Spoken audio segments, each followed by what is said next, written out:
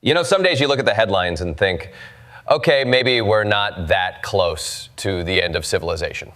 And then there's August 9th, 2025, where the biggest news stories involve Donald Trump hosting a peace summit in Alaska, like it's a Tupperware party for authoritarian strongmen, Israel deciding the Gaza crisis could use less peace, the UK arresting people for holding signs, and Texas Democrats literally fleeing the state to keep Congress from turning into a permanent Republican Airbnb. So buckle in, folks. This is Kleppers Corner. Today in the news, we're going to take the scenic route through the land of absurd politics, questionable diplomacy, and the kind of problem solving that makes you wish there were Yelp reviews for world leaders. Segment 1, Trump, Putin, and the Alaska Peace Pageant. So, big news. Donald Trump has announced he's meeting Vladimir Putin in Alaska to end the Ukraine war, which is bold because nothing says let's solve a European land war quite like meeting in a place famous for moose, snow machines, and Sarah Palin. Trump says there might be a swapping of territories to the betterment of both, which is a diplomatic way of saying let's divide Ukraine like it's a Netflix password. Zelensky, shockingly, is not into this. He says Ukraine's constitution forbids giving away land, which, fun fact, is exactly the kind of clause you write when you've been invaded before. Multiple times. Putin, meanwhile, loves the Alaska venue, which is kind of like your ex inviting you to meet at the restaurant where they dumped you. It's symbolic. Russia sold Alaska to the U.S. in 1867. And Putin's probably thinking, hey, maybe I can swap it back for Luhansk. And here's the kicker. Ukraine's not invited. Imagine throwing a surprise birthday party and not inviting the person whose birthday it is. That's the level of diplomacy we're dealing with here. Trump even says meeting with Zelensky first isn't a prerequisite. Yeah, who needs the guy whose country is actually being invaded when you've got Putin and an all-you-can-eat crab buffet? The risks here are huge. A U.S.-Russia deal without Ukraine could hand Putin legitimacy and lock in his gains, which is kind of like rewarding a bank robber by giving him a job at the vault.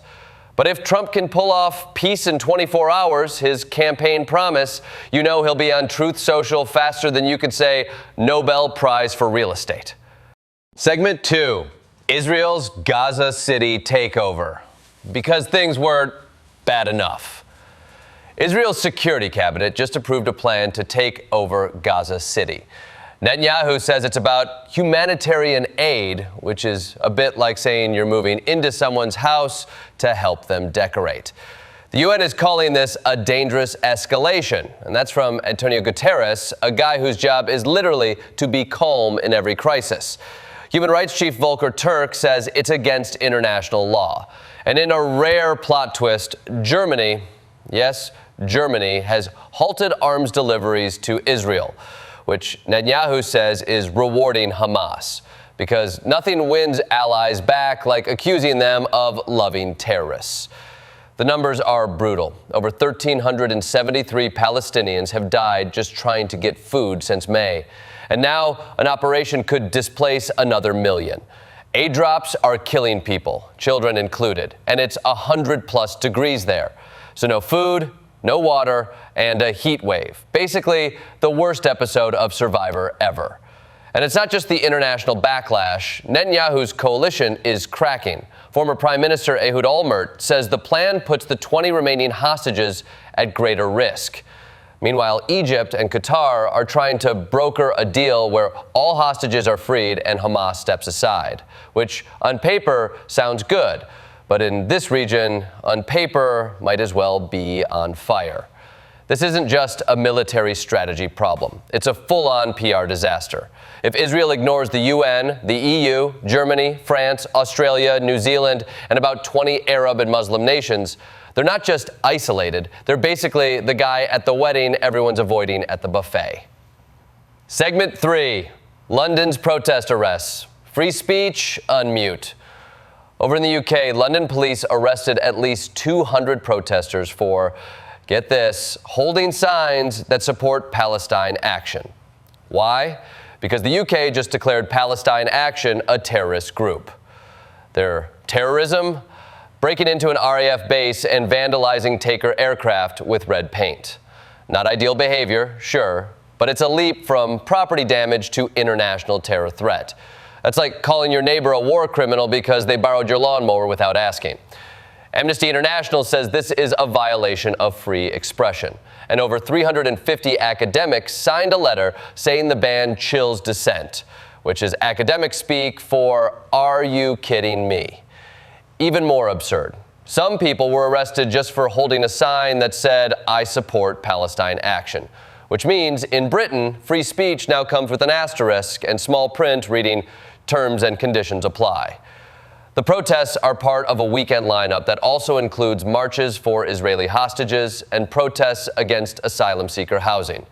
The cops are bracing for all of them because nothing says productive weekend like arresting people in Parliament Square for cardboard signs. Segment 4, Texas Democrats' legislative hide and seek. In Texas, Democrats have skipped the legislature again for the third time this week to block a vote on new congressional maps that Trump wants. These maps could tilt the U.S. House for 2026, so yeah, stakes are high. Republicans, led by Greg Abbott and Attorney General Ken Paxton, are trying everything to drag them back. Abbott says he'll call special session after special session until they return, which sounds less like governance and more like your mom telling you, "We're not leaving the store until you try on these pants." Paxton is suing a Beto O'Rourke-linked group for funding the Democrats' escape, but wants the state Supreme Court to remove 13 lawmakers from office.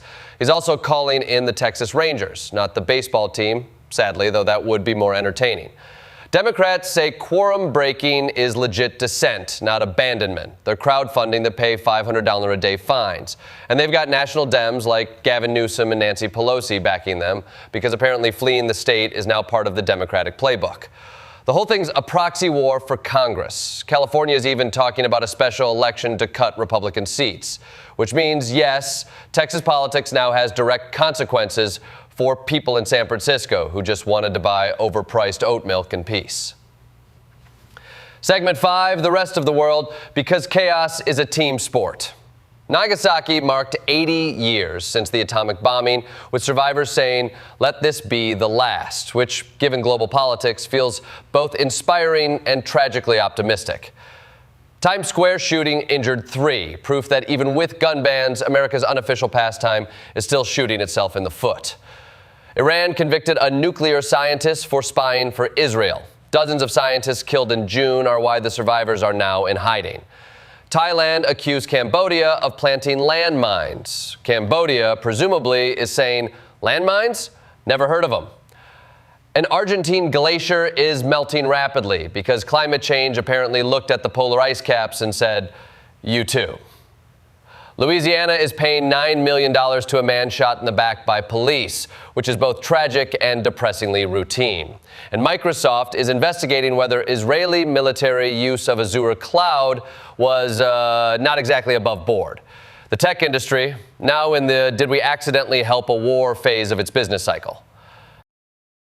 In conclusion, and there you have it, August 9th, 2025, in all its glory.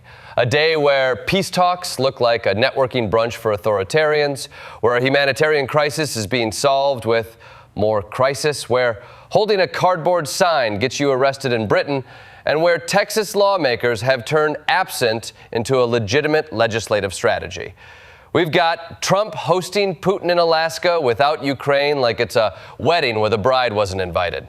We've got Netanyahu bulldozing Gaza City plans while the UN screams illegal in 47 languages. We've got London treating peaceful protests like a misdemeanor crime spree. And we've got Texas politics so theatrical it might as well have an intermission and a merch table. And then there's the rest of the world, which is out here melting glaciers, planting landmines, spying on scientists, and trying to figure out if Microsoft just accidentally became a military contractor. Sprinkle in a Times Square shooting, a $9 million police misconduct payout, and the enduring hope of Nagasaki survivors, and you've got the kind of day where optimism feels like a bad punchline. The lesson? Global politics is less like a chess game and more like a dodgeball match in a burning gymnasium. The people with the balls are aiming for your face. The referee's asleep, and the fire alarm stopped working in 2016. But hey, maybe, just maybe, The fact that we can still call this out, laugh at it, and demand better means we haven't completely lost the plot. Yet. This has been Kleppers Corner. Today in the news, I'm Jordan Klepper, reminding you that in a world like this, satire isn't just entertainment, it's survival.